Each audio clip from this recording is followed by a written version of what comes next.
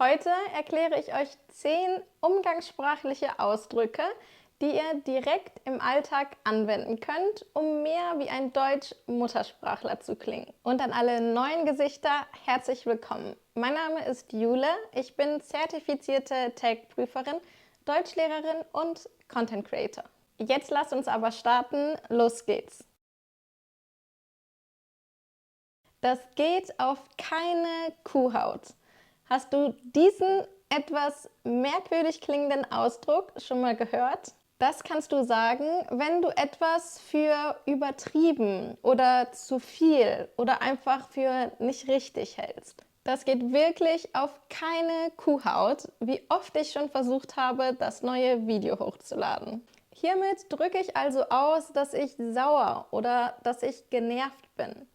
Ich habe vielleicht viele Male versucht, das Video hochzuladen, aber es hat jedes Mal nicht funktioniert. Ich könnte also auch sagen, ich habe bereits unzählige Male versucht, das Video hochzuladen. Du siehst, es handelt sich hierbei um einen sehr umgangssprachlichen Ausdruck. Wenn du bereits Mitglied in meinem neuen Mitgliederbereich bist, dann bekommst du zu diesem Video natürlich auch noch eine Liste mit den wichtigsten Ausdrücken, das Skript des Videos sowie verschiedene Aufgaben, um den neuen Wortschatz zu trainieren. Das bringt mich auf 180 oder auch ich bin auf 180. Henriks Chefin, Fiona, ist auf 180, weil Henrik aus Versehen eine E-Mail mit vertraulichen Informationen an einen Kunden weitergeleitet hat. Fiona ist also total in Rage, weil Henrik diese E-Mail nicht an sie, sondern an einen Kunden geschickt hat. Also zusammenfassend verwenden wir den Ausdruck auf 180 sein, wenn einen etwas sehr wütend macht. Zum Beispiel ein bestimmtes Verhalten. Wenn man sehr schnell Auto fährt, dann kann man auch das Verb rasend verwenden. Und wenn man sehr wütend ist, dann kann man dieses Verb auch verwenden. Zum Beispiel, seine Chefin ist total am Rasen. Man kann also vor Wut rasen und daher können wir auch sagen, er ist auf 180 oder das bringt mich auf 180. Das ist doch Schnee von gestern. Wenn es in Hamburg im Winter schneit, dann reden alle über den Schnee. Aber schon ein paar Wochen später, wenn der Schnee wieder geschmolzen ist, interessiert das eigentlich niemanden mehr. Wir reden also nicht mehr über den Schneefall.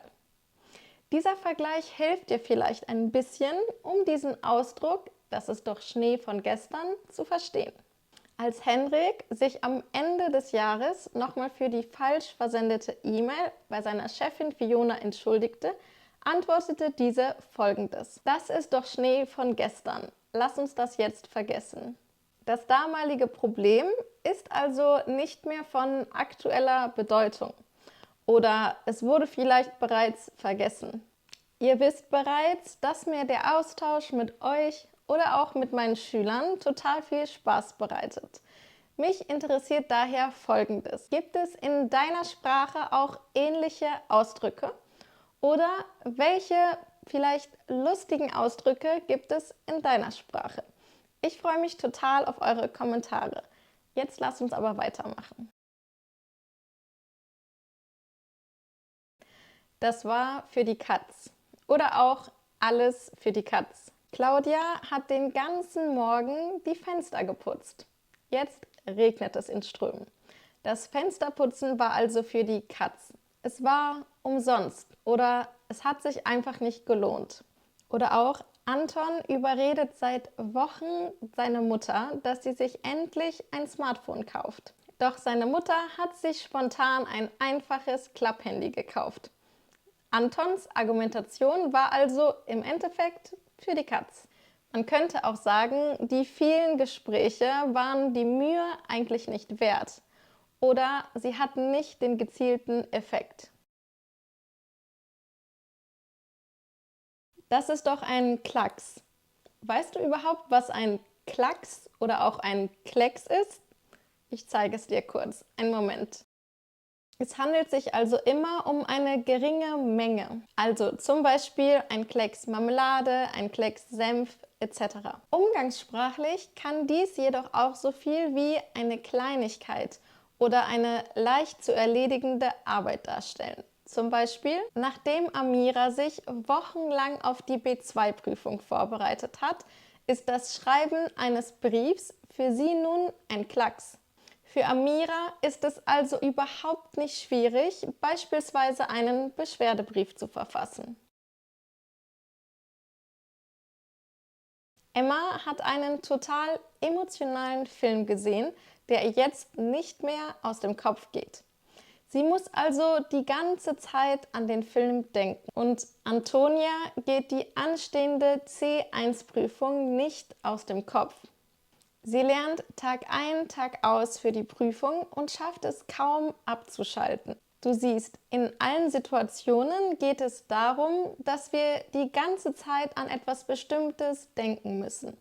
Das kann beispielsweise ein Film oder ein Buch oder ein Lied oder auch eine Person oder eine anstehende Prüfung sein. Ganz kurz, falls du meinen Kanal noch nicht abonniert hast, dann freue ich mich total, wenn du dies kurz tust. Das unterstützt meine Arbeit wirklich total. Jetzt lass uns weitermachen.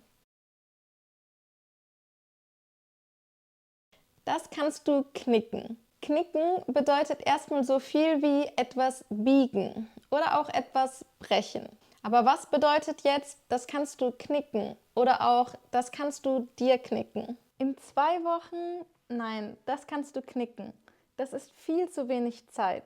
Der Ausdruck bedeutet so viel wie, das kannst du vergessen oder das hat keine Chancen. Diesen Ausdruck kannst du also verwenden, wenn du einen Vorschlag, einen Plan oder auch eine Idee ablehnst. In dem Beispiel ging es also darum, dass ich persönlich es für die allermeisten Personen nicht realistisch halte, dass man innerhalb von 2 Wochen das Level C1 komplett lernen kann. Es gibt natürlich immer Extremfälle, wo Personen ein Level sehr, sehr schnell beendet haben. Aber meiner Erfahrung nach brauchen wir in der Regel Zeit, damit wir nicht nur die neuen Themen und Inhalte, den Wortschatz und die Grammatik von einem Level lernen, sondern vor allem, dass wir das Gelernte auch wirklich anwenden können und nicht nur, dass wir es verstehen. Aus diesem Grund unterrichte ich beispielsweise aktuell alle meine B2 oder C1-Kurse in Live-Kursen. Falls dich das auch interessiert, dann schau sehr gerne auf meiner Homepage vorbei. Ich starte regelmäßig eine sehr begrenzte Anzahl an Deutschkursen. Das hier ist ein Hammer. Ich könnte also auch sagen, das ist der Hammer, den ich täglich zum Arbeiten nutze. Der Ausdruck, das ist der Hammer, hat jedoch eine ganz andere Bedeutung. Die C2-Prüfung, das ist ja der Hammer. Ich freue mich total für dich. Da kannst du wirklich stolz auf dich sein. Ich freue mich hier also für meine Freundin, die ihre C2-Prüfung bestanden hat. Je nach Situation und auch Betonung kannst du den Ausdruck, das ist der Hammer, also für etwas Positives oder auch für etwas Negatives verwenden. Kommen wir zu dem letzten, einem etwas witzigen Ausdruck, den ich letztens in einer B2-Prüfung gehört habe.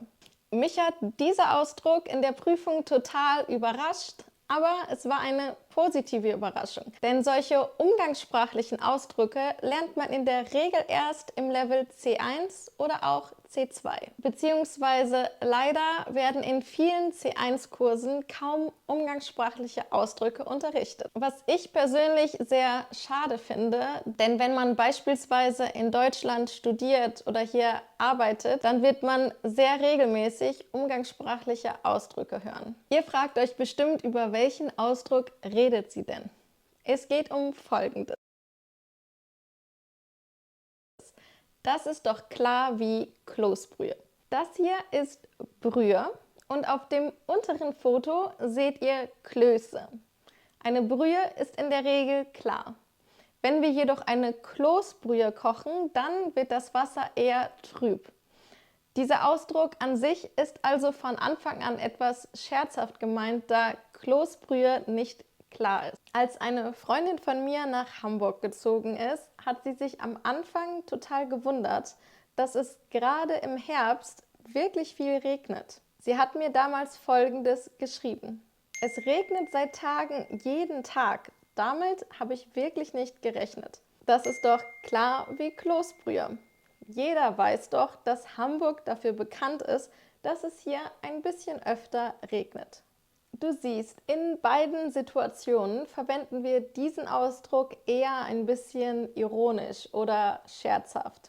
Ich freue mich schon darauf, mehr über Redewendungen oder witzige Ausdrücke aus euren Heimatländern zu lernen. Wenn du bereits Mitglied in meinem neuen Mitgliederbereich bist, dann bekommst du nicht nur Aufgaben, eine Übersicht mit dem wichtigsten Wortschatz und das Skript, sondern es unterstützt auch wahnsinnig meine Arbeit. Denn die Erstellung der Videos hier für YouTube oder auch für Instagram ist wirklich viel Arbeit und läuft aktuell parallel zu meinem Vollzeitjob als Deutschlehrerin und Prüferin. Wir sehen uns wieder nächste Woche Sonntag um 10 Uhr morgens hier auf YouTube, zwischendurch in einem meiner Deutschkurse oder auch auf Instagram. Ach ja, und vergiss nicht, meinen Kanal zu abonnieren und ein Like zu hinterlassen. Und bevor ich es vergesse, wenn ihr Themenwünsche habt, dann schreibt mir natürlich sehr gerne.